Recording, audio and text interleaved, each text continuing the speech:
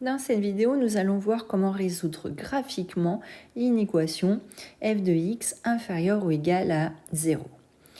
Résoudre graphiquement cette inéquation, cela revient à chercher les points de notre courbe C de f qui ont une ordonnée qui est inférieure ou égale à 0. Tous les points qui ont une ordonnée qui est égale à 0 sont situés sur la droite, qui est parallèle à l'axe des abscisses et qui passe par la graduation 0 rouge. Cette droite est déjà à dessiner, c'est l'axe des abscisses. Est-ce que les points qui sont situés sur cette droite nous intéresseront? Oui, parce qu'on a le droit d'être égal à 0. Je vais donc passer cette droite qui m'intéresse en trait plein. Tous les points qui sont sur cette droite m'intéressent. Alors là, j'ai fait un trait un peu trop épais. Donc on va changer de stylo. Tous les points qui sont sur cette droite m'intéressent, puisqu'ils ont une ordonnée égale à 0 et que j'ai droit d'être égal à 0. Mais tous les points qui sont situés sous cette droite m'intéressent aussi, puisque là, je passe en couleur tous les points qui ont pour ordonnée un nombre qui est inférieur à 0. Donc, les points que je recherche ici sont les points qui sont à la fois sur ma courbe et qui sont passés en rouge.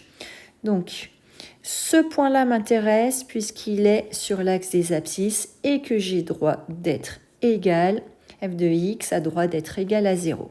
Ensuite, il y a toute cette partie-là de la courbe qui m'intéresse, puisque tous les points que je suis en train de repasser en couleur ont une ordonnée qui est strictement négative.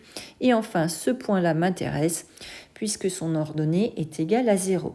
Est-ce qu'il y a un dernier point qui m'intéresserait sur ma courbe? Oui, c'est celui-ci, puisque ce point-là a aussi pour ordonnée 0. C'est aussi un point d'intersection de C de f avec l'axe des abscisses.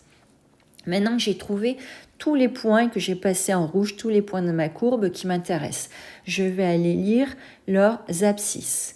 Donc la première zone qui m'intéresse, ce sont tous les points qui ont une abscisse qui est comprise entre moins 3 et 2. Le point qui a pour abscisse moins 3 m'intéresse, donc le nombre moins 3, je le valide. Le point qui a pour abscisse 2 m'intéresse, donc l'abscisse 2, le nombre 2, je le valide.